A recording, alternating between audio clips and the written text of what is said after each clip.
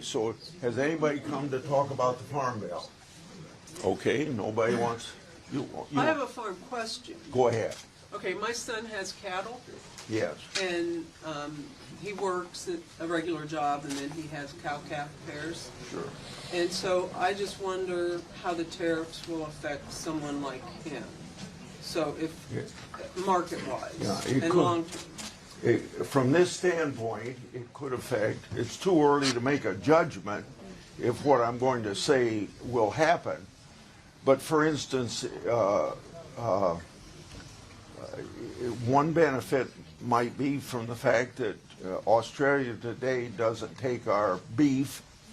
So if Australia is one of those 100 countries that have come to Washington now to negotiate because Trump put the tariffs on, and we can get our beef into Australia, that would be to his benefit.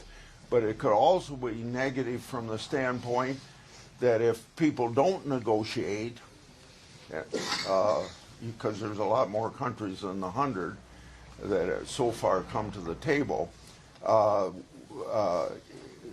then we know from past years, not just under Trump, but under other presidents, that when you put something negative like a tariff on some country, they seem to retaliate against agriculture issues. Now, I think it's probably more grain than it is livestock, as an example. Okay, then prescription. Go ahead. Well, I have a live question from a colleague in Fairfield. This is Senator Grassley. Thank you for co-sponsoring the Trade with You Act 2025, which would restore congressional oversight of President Trump's tariffs. Given the uncertain fate of that bill in the House, what additional measures are you taking to protect your constituents and other Americans from the risks of inflation and recession likely to result from President Trump's tariffs and from his lack of consistency, which undermines agriculture and business planning? Excellent. Okay.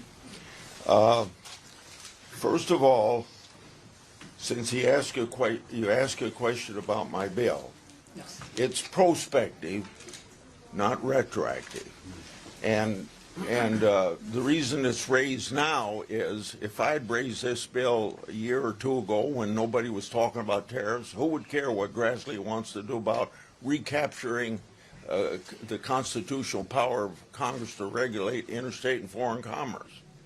And but now Trump has raised the issue of tariffs. It gives me a chance to make up for the mistakes that were done in 63 and 74. And remember, from 1954 until 1981, Democrats controlled both houses of Congress for all those years.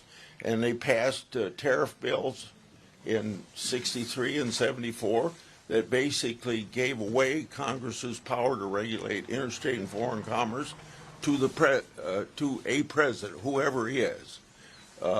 And both Republicans and Democrats have exercised some of that power. So this is my attempt to recapture that power for the Congress of the United States, where it shouldn't have been given up in the first place.